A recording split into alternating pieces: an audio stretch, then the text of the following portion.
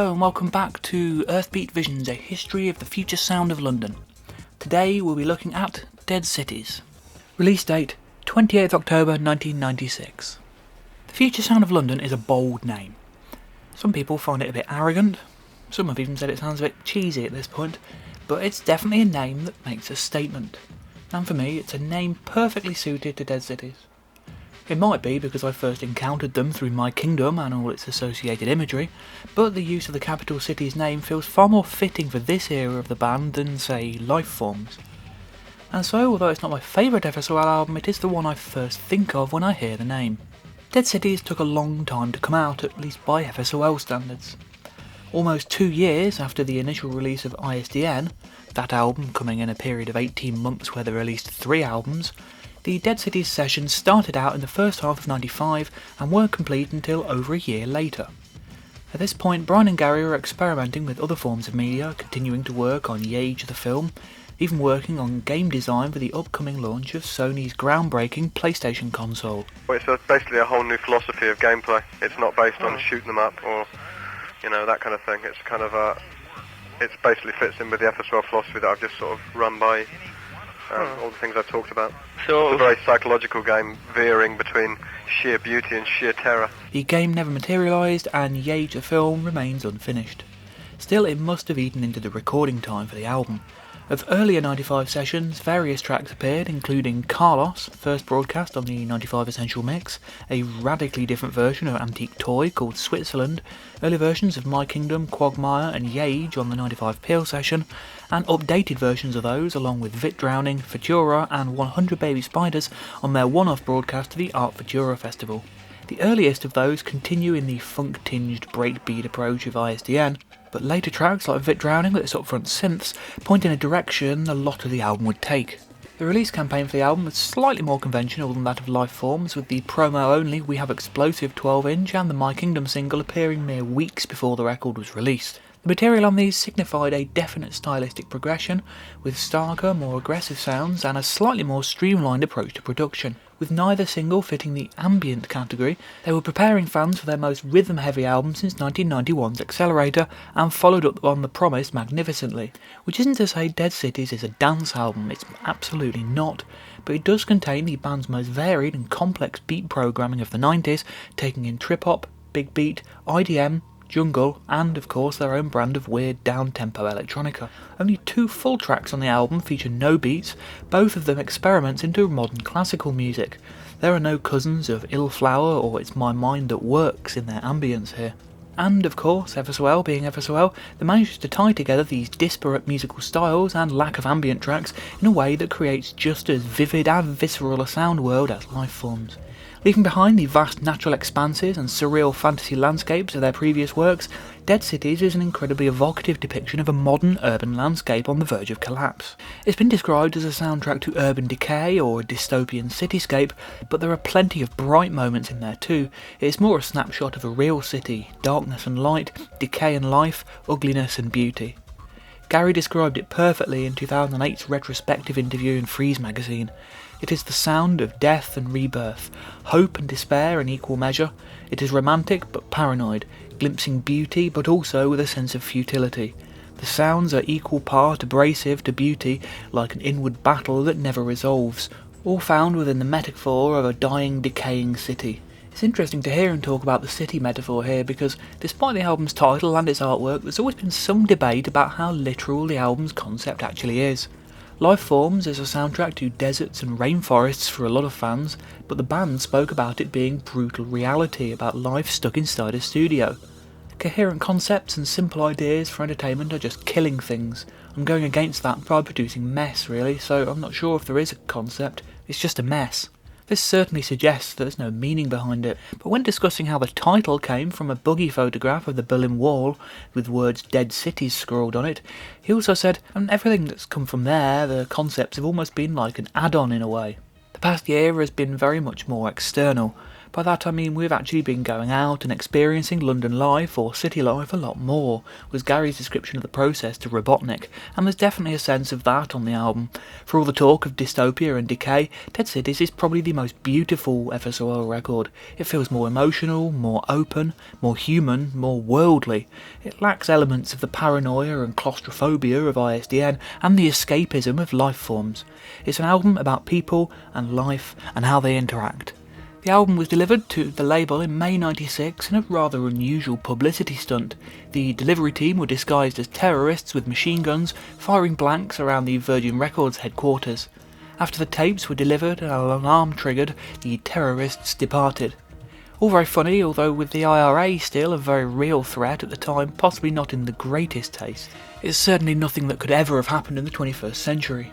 The event was photographed and filmed for publicity purposes, and of course, FSOL being FSOL, elements of the video slowed down were then used for the hidden track, meaning this couldn't even have been the final version of the album being delivered.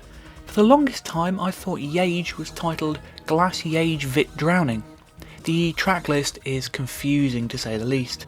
Two environments, In a State of Permanent Abyss and Through Your Gills I Breathe, are listed on the back cover, although neither is indexed individually on either the CD or vinyl edition. This means there are 15 tracks listed on the sleeve, but only 13 on the disc. Further confusion is added by the credits page suggesting there are 14 tracks, and many of the credits being listed for the wrong track. Some of this confusion at least comes down to odd indexing, as the 2LP edition, for example, includes the pig environment at the start of Everyone in the World at the beginning of side 2, instead of at the end of We Have Explosive as on the CD. They never ever make it easy. There was more than enough material recorded for the album. The From the Archive series features more recognisably Dead Cities material than any other era, and several tracks from the 1996 tour still remain unreleased, but the band decided to release a less overwhelmingly long album, a more concise version, restricted to a single disc for the CD release. Probably a wise decision, as much of the unreleased material is a lot darker than on the album, and would have skewed the mood to the record towards the bleaker side, losing some of its identity at the same time. The cover depicts an old lady, and I always thought she was an old man when first looking at the sleeve, naked from the shoulders up, superimposed over the wonderful arched glass footbridge at the Poplar DLR station in London. It's not my favourite album cover of theirs. Something about the turquoise shading to the figure and the cartoon-like scrawl of the album title always felt a bit comic book-like to me, and although I generally dislike the word cheesy, it's grown on me a bit over the years, but compared to the Lifeforms cover it still feels a bit second-rate. I do love the houses, tower blocks and other structures seen through the glass of the bridge, however, they are the setting of much of the album to me.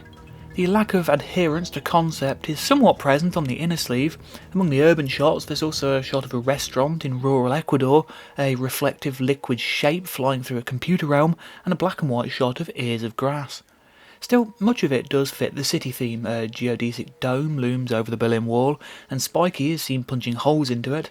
The mirrored bus station image from the My Kingdom cover is overlaid with alien-looking eggs. A grainy shot of the Crescents in Hume, home of Boogie's Squat in the late 80s, is overlaid with scrawl. A dingy underpass shot also features scrawled text, intriguingly using the lyrics from the 1987 Twitch or Humanoid track Sunshine and Brick. 10-year-old lyrics from their first collaboration reappearing? Well, it's no different to Z-Box material being recycled into Lifeforms and ISDN, really. Human photography is also present. The wonderfully evocative shot of Shawneen praying in a room with Vit watching from the shadows is one of my favourite images in all their art. So much is hinted at, and yet nothing is clear. The band photo is less successful, with maybe a little too much silly computer manipulation at play. Brian looks like a green alien, and Garry appears to have traded necks with a giraffe. The giant floating forms hovering over the bus station shot in the background are far more intriguing, however. My childhood fascination with sci-fi conspiracy TV shows had these down as part of an alien invasion of some sort. Further photographs from the era were used for promotion, starring a blue-haired Garry. This was during his new hair colour every week period. A sinister-looking Brian, Shawneen, Vit, and numerous odd-looking electronic devices and glasses of green liquid, and even a pig called Rainbow. All very sci-fi.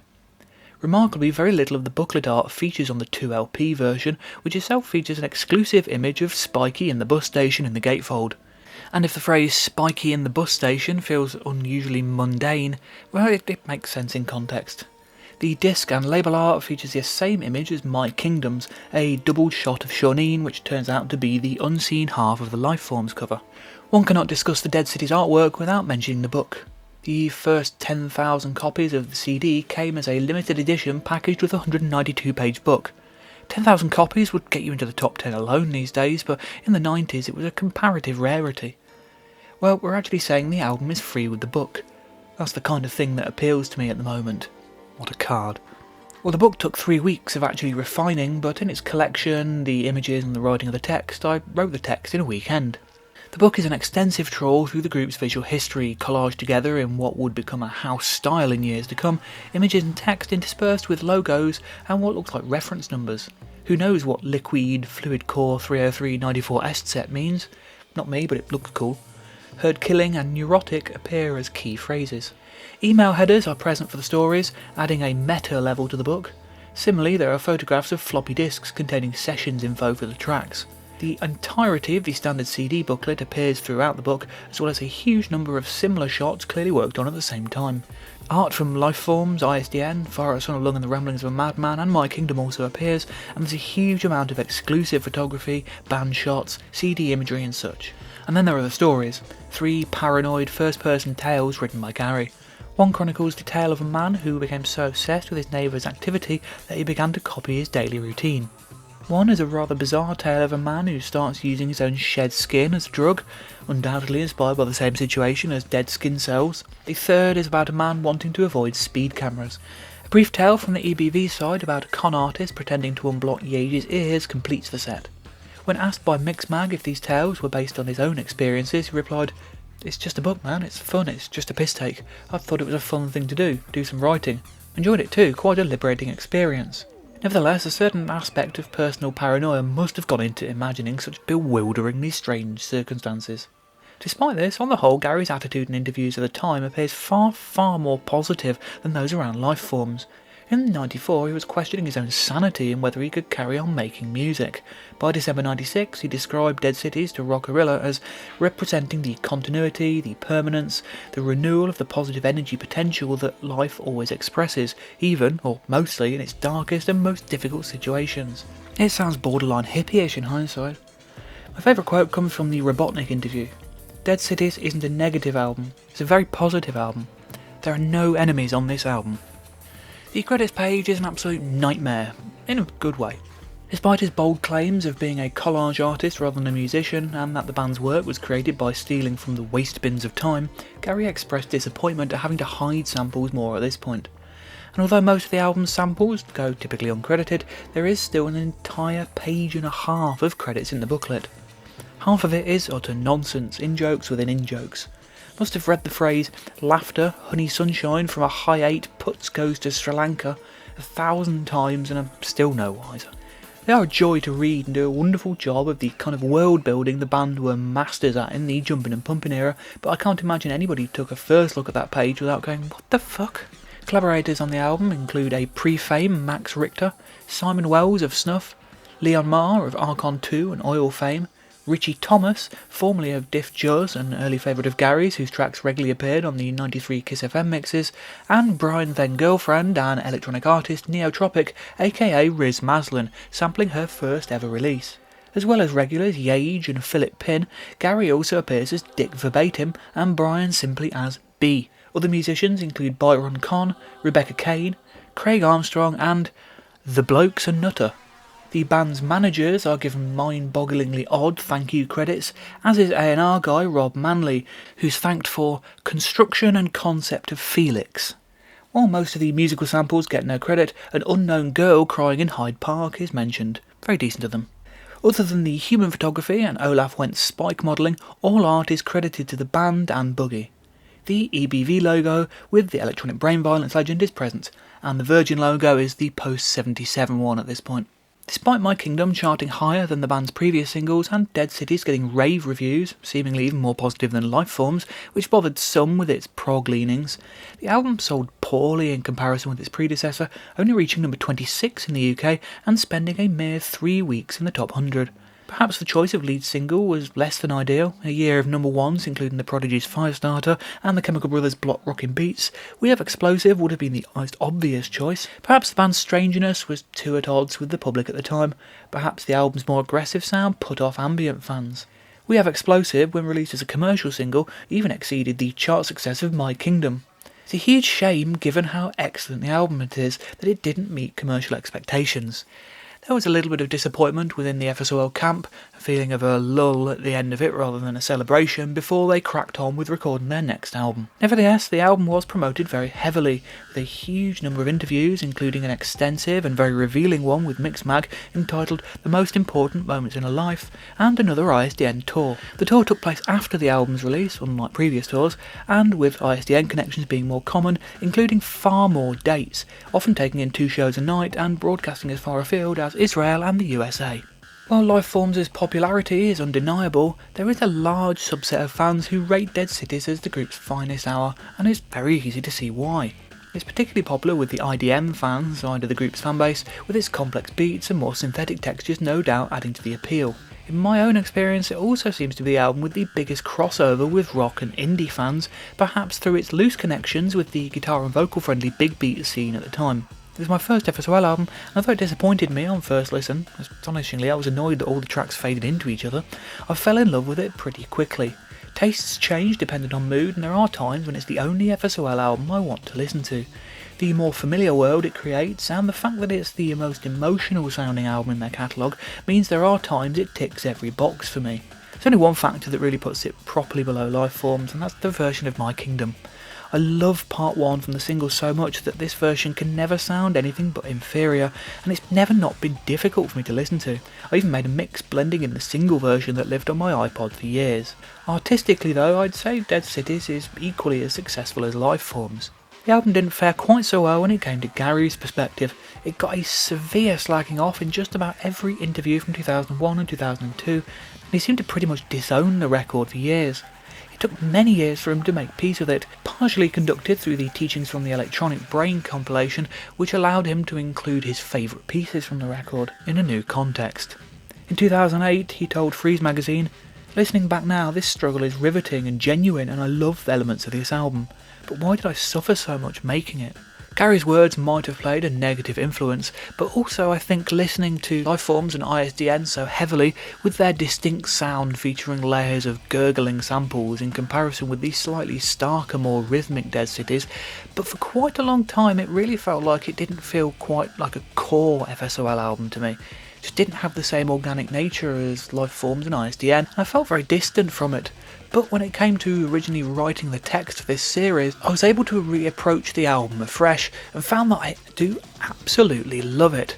Since then, it's probably been the FSOL record of the 90s that I've listened to the most, and I've been able to capture that early wonder of exploring this city through the music. In 2021, the album was reissued as a 2LP version, albeit without the matte texture sleeve of the original. Herd killing. There's no messing around on Dead Cities. Herd killing sets the stall from the word go. Compared with the full 5-minute version, the album mix is a short, sharp attack designed as an introduction to the record. In, out, done. It opens with what are a range of fairly typical FSOL effects, odd gurgling sounds, which, even once the drums come in, interrupt the rhythm, and then it's into a barrage of power chords, wah-wah guitar, and head-mashing weirdness in these strangely triggered drum samples. The track briefly veers into a steady rhythm for a while before breaking into the intro section again. A second run of steady drums leads into an even more complex section, drum loops and hits so staggered and utterly mangled that it's quite bewildering. Easily the most intense section of any 90s FSOL track. And then it's gone. It's a wise decision to cut the rest of the full-length track and leave Herd Killing linked to We Have Explosive through samples rather than let it move into what is basically an explosive remix in the full-length version. Also, a 5-minute rhythm-led track at the start of an album is maybe a little bit too much to be going on with. Even so, it's a powerful and aggressive sounding piece of music, by far the band's most rhythm-heavy. Other than the power chords, there are no other melodic elements here at all, and most of the usual textural density is given over to percussive sounds. Too in its chaos to tell the listener that this is going to be a very different album indeed. The Run DMC samples are taken from Tougher Than Leather, Soul to Rock and Roll, I'm Not Going Out Like That, and Hit and Run, all from the Tougher Than Leather album, which was apparently picked up by Brian for 50p second hand just before they started work on the piece. Run DMC are given writing credits from the Wipeout 2097 soundtrack liner notes, but not on Dead Cities, interestingly. The credit is still at least mentioned. For live transmissions, an alternate version with synth samples, which was also later released, more expanded again as We Have Explosive Part 4, was referred to as simply Heard Killing. The title was, of course, also used for a musically unrelated track in 1994 released on Promo 500. The title itself was a reference to the 23 Skidoo title The Culling is Coming. Mass scale killing? Not very friendly stuff. It has appeared as a key phrase on numerous bits of FSOL art in the years following 1996. Dead Cities. A really quite sinister environment fades in from the end of Heard Killing, and the words, "I had killed a man who looked like me," announced the arrival of the title track. The sample comes from the movie Deep Cover, spoken by Lawrence Fishburne. It's one of those oft-quoted samples in FSOL fandom, and a very rare instance of the Dead Cities era looking backwards. It, and some of the samples around it, were first used on the September 94 VPRO broadcast. The track begins with a dark synth motif and some fairly complex beat programming. Although not as aggressive or as loud as a lot of what gets called IDM, the beats here are as densely sequenced as any 90s FSOL track. Layers of scuttling samples and analogue drum machines skittering around each other, different percussive lines coming and going throughout the track. Similar detail is given to the melodies. The opening doomy synth pads very quickly give way to a haunting flute melody, returning to the opening pads only to quickly divert into a secondary sequence pad line. Halfway through, a completely new melody comes in a plinky, percussive motif that, combined with the flute part, lends the piece a sense of serene melancholy, contrasting with the darker opening section. Throughout the track, particular arrangements often come in for 1 or 3 bars rather than the usual 4, constantly wrong-footing the listener. It's a deceptively complex piece of music. The closing environment heads further into haunting territory, Garry taking up the microphone to sing. Faces milling around like cars, look across the tables, they're there in the piss-stained bars. As the music fades out entirely, Cobain takes up the words in a sinister whisper. "Make me believe I'm not going to die, for that I'd gladly give you something. Faces milling around like cars on the slimy street. Look across the tables, they're there in the piss-stained bars." All very dark imagery. The words are attributed to Dick Verbatim, a one-off name for Garry. Interviewed for GLR Radio, Garry exclaimed, "Well, there are very conventional things on there. On there I'm singing, for God's sake," which gives a good idea of just how far away from the mainstream they really were, if this is considered conventional. Footsteps, manhole covers opening, and background urban noise close the track, a lone figure walking down a dimly lit alleyway through the fog and steam in the early hours of the morning. Dead Cities definitely has samples in the percussion and the alarm-like sound used throughout, and almost certainly the flute melody, but it's also remarkably synthetic too. The densely programmed drums and constantly changing melodies replace the former throw a ton of samples on it approach, giving the piece a more stark linear sound. Despite the darker mood in the main pads, the sadness in the flute part has always defined the piece for me.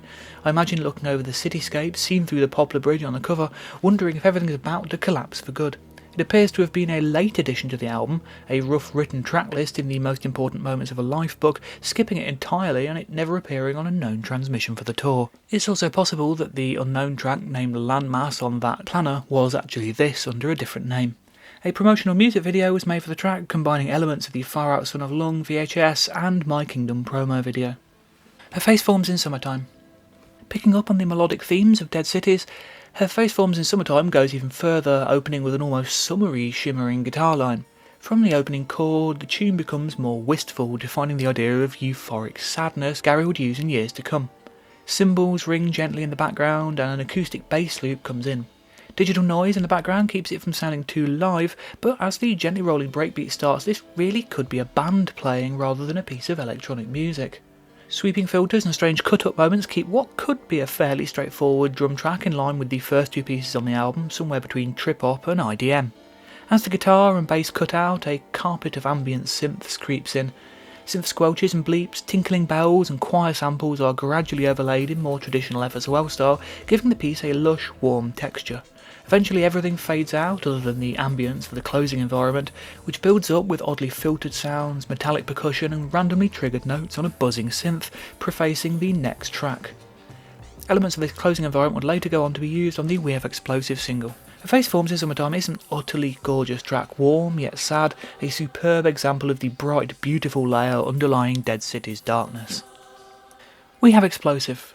Originally released as a promo 12-inch under the Semtex name, We Have Explosive introduced the Dead City's world with a bang, a chugging, buzzing, aggressive slice of big beat totally at odds with anything the band had released since the early days of Smart Systems and Indo-Tribe. At the time, Garry described it as simply a document of living in London at the time, in the midst of terrorist bombings and violence. Its aggressive sound, however, later seems to have been a catalyst for his dislike of the whole Dead Cities era, and he's gone on to claim the track was a piss take, designed to test the increasingly distant label executives at Virgin. One day, feeling gloomy, stuck and misunderstood, we wrote the most straightforward thing we could, right in the face and totally apparent. It's a kind of unconscious trap to see if they'd bite, and if they did, our respect would die. Of course they bit. Within a day it was on the wipeout game and they were going for it, strategising and plotting to use the dance mechanism which had lost its allure about 5 years earlier but was now hitting boom time. Within a day of writing it we watched dismayed while the mechanism that was beginning to seize up on the music we truly loved effortlessly clicked into gear. It's hard to take this too seriously. It's definitely straightforward by FSOL standards at least, but had the band felt so unhappy with it, it's hard to imagine that they would have agreed to put it out first as a promo 12-inch, and then as a standard single, going so far as to make an entire multi-part EP around it, and talk about it so seriously in initial interviews. Indeed, A&R man Rob Manley doesn't remember a hint of this attitude around the time the track was recorded. Garry would later make peace with the track, so much so that it began to creep its way into amorphous androgynous live sets by the late noughties. An album of re-recordings and remixes released in 2021 further concreted the band's acceptance and approval of the track once more. What is there to say about We Have Explosive?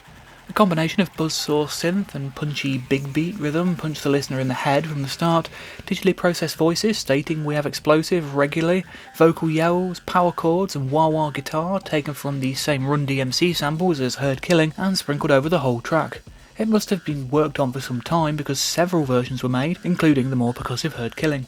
Structurally, it's classic FSOL, moving through several sections in its runtime, the repeat-triggered vocal acting as something like a chorus. Elsewhere, drum rolls are layered on top of each other into cacophony, the whole track breaks down to a single buzzing synth, a disorienting sequence comes in just before the halfway mark. It's dense, but focused and punchy. Is it any good? Well, yeah, it's a very fun track. I've never been especially convinced by place on Dead Cities. Its complete lack of anything resembling atmosphere stops the album dead temporarily for me, but as a track in its own right, and as the basis of a long-form single, on which it forms the bulk of part 1, it works brilliantly. Yes, it's basic and daft and completely in your face, and the vocals are a bit silly, but everyone's allowed a fun daft track once in a while, and this is a great one. The CD version of the album closes We Have Explosive with an environment of twinkly synths, nocturnal insects and a recording of a pig. It's a much needed atmospheric break after the pummeling track. On the 2LP edition, the track simply ends with the bleak sounding horn note as heard at the end of the 7-inch edit, the environment ported to the start of the following track, which appears to have been the original intent with the credits for this pig environment listed for track 5 on the credits. The pig is credited as being recorded and rendered at the Electronic Farm, Norfolk by Yage on an always working vacation. The truth is, the pig was hired for a day, appeared in some of the photos from the era, and its sounds were recorded for inclusion. The pig had the lovely name of Rainbow. Everyone in the world is doing something without me. The opening breath environment here, first used on My Kingdom Parts 1 and 3, is taken from an orchestral working of Eggshell by Craig Armstrong, a track that never surfaced because the band felt that it was too obvious a route to take, and I wish I could find the interview with the direct quote referencing that in. It's always scared me as I wrote for My Kingdom Part 1. Garry is back on vocals for this part, singing the title as part of a much longer song called I Need Recalibrate, recorded at his home studio, The Womb.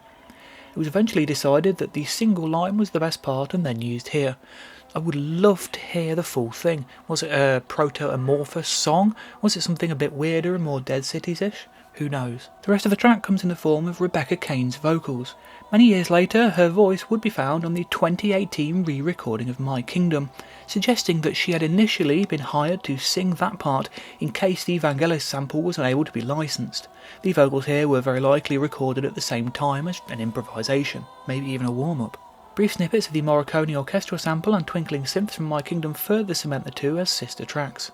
Her wordless voice soars, singing a plaintive melody which is also pitched an entire octave lower, giving a huge depth to the sound. It's a truly heartbreaking piece of music, absolutely matching the title, the high point being around the halfway mark when the pitched down vocals reappear. 5 tracks in, it's the first piece on the album not to have any beats, but it's closer to modern classical music than anything ambient. A real high point from the album.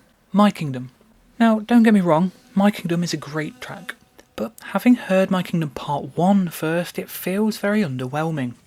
When I first bought the album, I was so disappointed with the album version.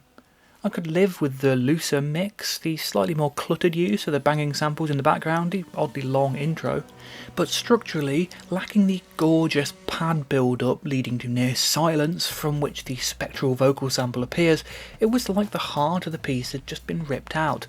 The Mary Hopkin vocal just sort of appears plonked at the end, it doesn't really have that sense of structure or climax. That's the moaning over. My Kingdom began life as a 1995 demo by Garry from his home studio. Lonely Old Shoreditch, Rainy Night 95, just got my home studio updated with a new Akai S3200 sampler and spliced the initial samples together with a lopsided beat that slowed down every drum roll, as heard on the Peel session from that September. An updated version with added synths and vocals was broadcast a month later on the band's transmission to the Art Futura festival. By the time the album version came along a year later, much of the Art Futura version was left intact, but the piece had also changed dramatically due to the drum beat, the earlier fast-paced break replaced by a much slower rhythm, combining an improvisation from the former Diff Juzz drummer Richie Thomas, hence its name Caught with the Dat Running, with a reversed kick drum and a deep SH-101 bass note. It's a hell of an improvement, lending the track a grand, stately air suited to its epic feel and title. FSOL being FSOL, the title is at least partly ironic, taken from trips to a local Dollis Hill park, so scuzzy it was always deserted. It became a tradition to sweep a hand across the rolling vista like a Roman emperor mounted on a beautiful white stallion and announce, "My Kingdom." This was a common pastime for the band, taking a break and a breather and getting some fresh air from all their time in the studio, and was also the place they went when they found out Papua New Guinea had hit the top 40. They went to consider what the future may hold. Far from the grandeur of the music of My Kingdom, but then there's always an underlying cynicism and self-criticism in the band's music and particularly titles. Perhaps because of their heavy use, many of the track samples are credited for once. The orchestral drone and main flute motif come from Ennio Morricone's soundtrack to Once Upon a Time in America, specifically Cockey's song. The secondary flute melody remains uncredited, however. A pitched-down vocal from Rachel's song, Evangelis and Mary Hopkin piece from the Blade Runner soundtrack, albeit never used in the film, is the basis for the iconic climax of the track. The guitars see the band returning to Osric Tentacles and their track Forlorn Dawn. The sample use was granted for the price of a copy of the Cubase music software, which Brian and Garry duly bought and sent over to the band. More odd indexing on the CD version is present, as the track closes with a child's voice, which is listed as part of Max in the credits. Also using the bizarre phrase of recorded outside of the web at Little Venice by the Blokes and Nutter. No idea. Max. In 1996, Max Richter was a young composer, pianist and producer working with the group Piano Circus, and as big a fan of electronic music as he was rock and classical. A chance meeting with FSOL led to a collaboration over a few years, beginning with this track. Originally an electronic piece written by Richter, MIDI files then chopped up and restructured by Brian and Garry into a new composition. After the murkier chugging My Kingdom, the frankly unoriginally named Max is a breath of fresh air, returning to the more beautiful airy side of the album. It's a stunningly gorgeous piece of music, a rich major key piece for piano, saxophone and orchestra. As with all the beatless tracks on Dead Cities, it explores a modern classical sound rather than ambient, and is exceptionally arranged. A separate track, entitled Insides, gives an idea of how different Richter's original composition was, and how much work was done on it to restructure the melody and create this much more memorable piece. The saxophone is played by Richie Thomas. Other than some subtle whooshing in the background, the track features no overtly electronic sounds at all. A female voice, Balloon Lady, if the Dead Cities Planner postcard is anything to go by, closes the piece. An incredible piece of music, and one that finds the band continuing to explore brave new directions. Antique Toy. After a run of breakbeat and modern classical pieces, Antique Toy returns to the IDM sound of Dead Cities, only with much more punchier beats. It's another track where a hell of a lot of time was spent on intricately programming the drums with layers of drum machines and samples, triggered at speed in a vaguely drill and bass kind of IDM way. The sound fits the title pretty well, clicking away like an old clockwork toy. Melodically, it's quite a spooky sounding track, the playful opening plucked melody contrasting with much darker chords, and a saturated synth line that bears quite an Aphex Twin influence. Again, the rigid programming gives the piece a more streamlined sound, the samplers working away on the drums and allowing no room for reverbs, squelches and disembodied voices to fill up the mix with a psychedelic sound bed. A stark, spiky track that is probably the coldest sounding piece on the album, and yet still hugely melodic. The closing environment takes things into even darker territory, with a voice singing and, he thinks he's very funny, credited to being sourced from childhood memories of Pin from the Philip Pin archives, courtesy of P.A. Pin. What does this mean? Is it a childhood recording of Garry, usually the face behind the Pin name, talking about someone at school? I love the idea of the Philip Pin archives, P.A. Pin. What does the A stand for? Has he been given a middle name now? Bizarrely, this section is described as being part of the Quagmire environment in the credits, despite it being very much part of Antique Toy on both the CD and LP versions here. Some water splashes follow, bodies being thrown in the river maybe, and then there's a doom-laden percussive piece to end. This is part of a full track, War Machines, which would not be released until the From the Archive series, although it did appear on numerous ISDN transmissions from 96 and 97. Here it just exists as part of the closing environment. It closes side 2 of the LP version and fades directly into Quagmire on the CD. Quagmire's opening environment starts on side 3 of the LP, but begins 43 seconds before the end of the Antique Toy environment on the CD, overlapping the War Machines environment there. A high-pitched synth drone, electrical static, smashing glass, oddly descending noises, buzzes from We Have Explosive is quite a cacophony and an example of the urban decay side of Dead Cities really shining through. We've always been kind of obsessed with this kind of idea of things going into decline, you know? So it's kind of like we're always drawn to the splattered texture on the pavement or the building that's been knocked down, you know? The track started live on the 1995 Peel session under the name Spatial Freakout, with a slightly developed version transmitted to Art Futura the following month.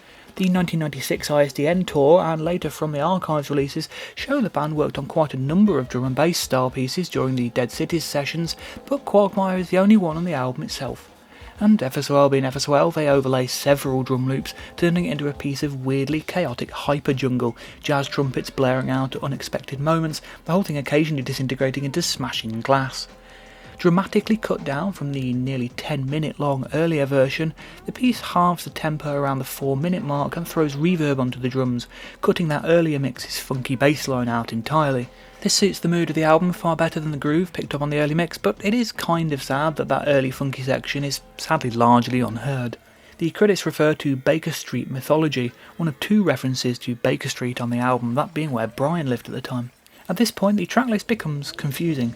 Quagmire's closing environment is so musical that it gets its own title, but not its own indexing, meaning that both on the CD and LP version there's no obvious point where it starts. In a state of permanent abyss. And so too that environment. We've got Boogie to blame for this. Nowhere on the tracklist does it directly reference the fact that In a State of Permanent Abyss is the closing environment at Quagmire, but the way it's included on the actual tracklist is, well, not distinct. It doesn't point out that it's part of the same track. Okay, only giving titles to 2 of the album's environments is typical FSOL obtuseness in itself, but anyone looking at the tracklist for the first time would be confused by the fact that a title exists with no tracks seemingly present.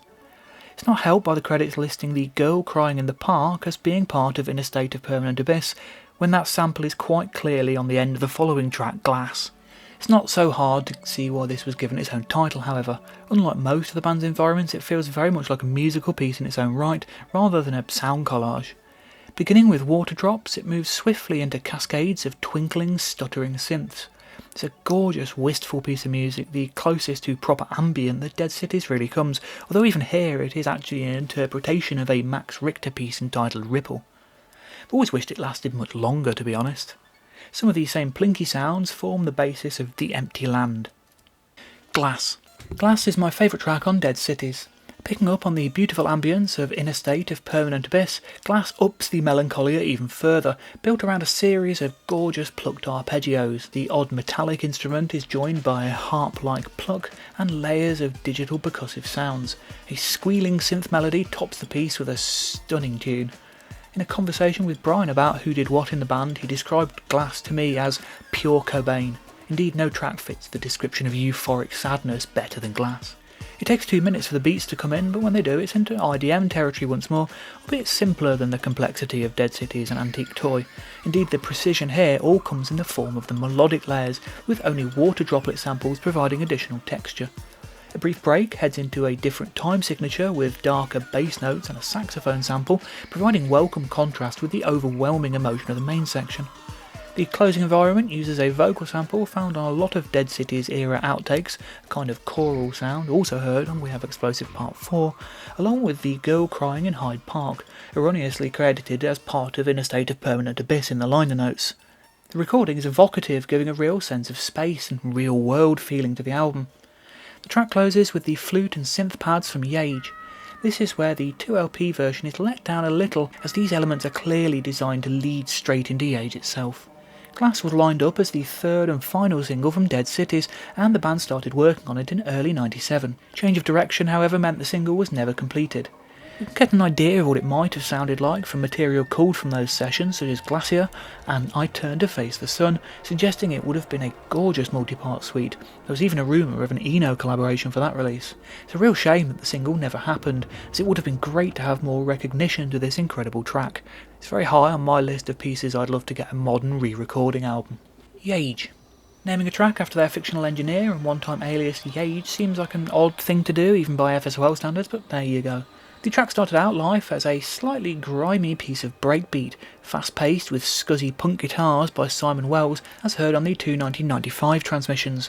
By the time of the album's release, a year later, the whole thing had been transformed into a glorious epic built around layers of lush, aquatic synths, a huge swinging drum beat, and a melody played on a weird Greek instrument nobody can remember the name of, performed by Byron Kontostavlos, a musician who was also the father of Dappy from N-Dubs and even managed that group.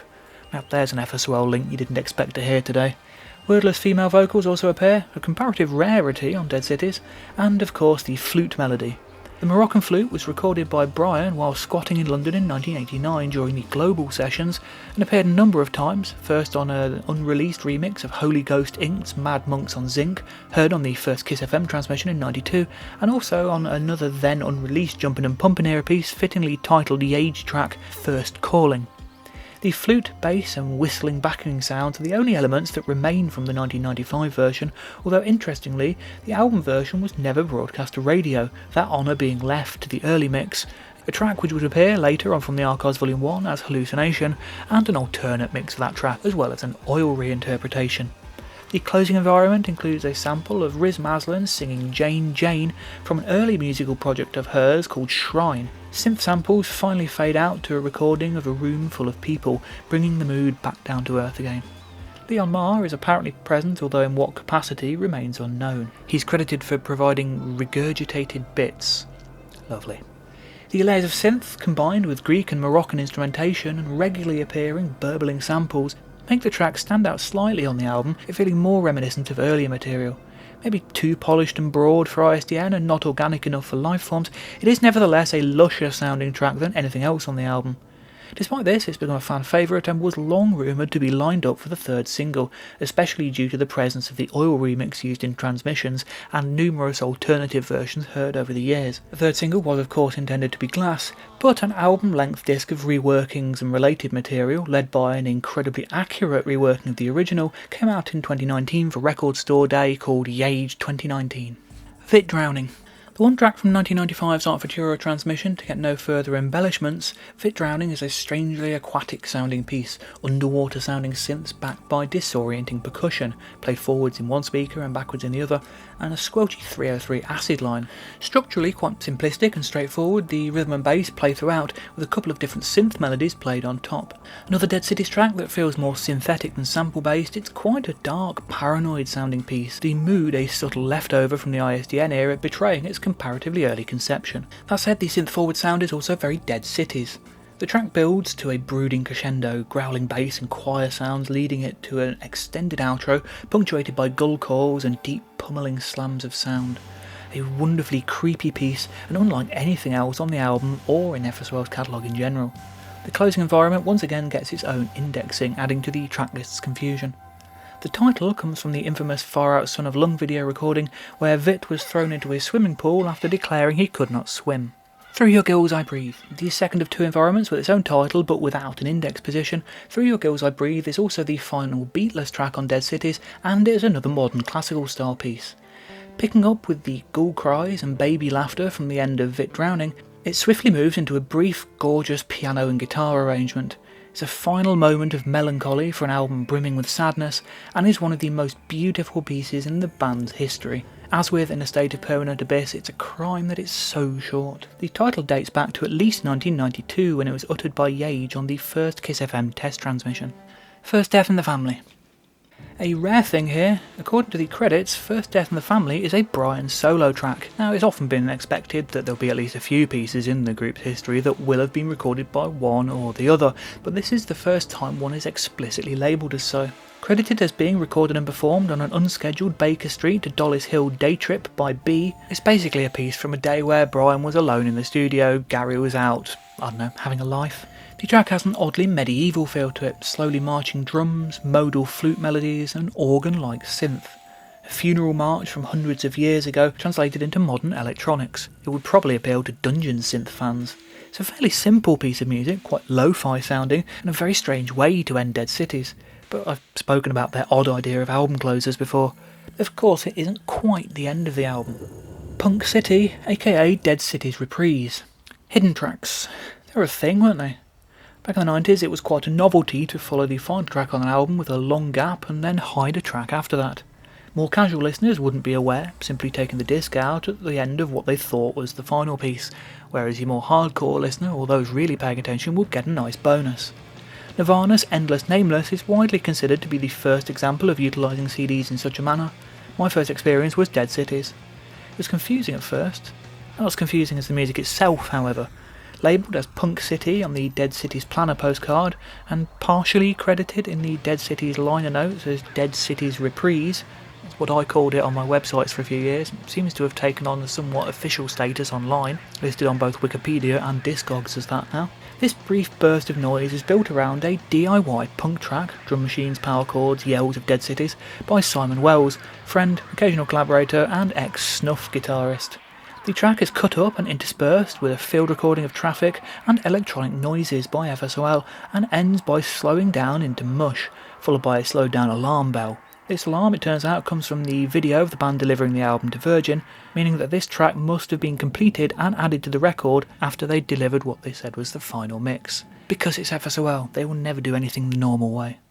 It's a short, brutal end to the album, one that fittingly mirrors the opening track. It's also responsible for a barrage of utter nonsense on the credits page. For example, Mouth Whistle by Inert Armchair sampling from the best-selling Show, and Dead Cities Reprise recorded by Simon Wells at Headstone Lane from Snuff Recordings' The Disappearance of Troy Motherwell. And thus ends the 16th track on an album with 15 track titles, 14 tracks listed in the liner notes, and 13 tracks indexed on the disc. Mad bastards. And on that note, I will leave you for this week. I would love to hear your thoughts on Dead Cities. This is such a well-loved album. It is one of their classics. Do let me know your experiences with it, especially back then. Also, anybody who doesn't like it, every now and then I do come across someone who doesn't rate it in the same way as their previous two records. I'd love to hear from you too. Give me your comments. I love reading them down below. There are also like, subscribe and share buttons you might like to press down there too. Every bit of interaction really helps my channel. I'll be back next week to cover the Dead Cities ISDN tour. I hope you'll join me then.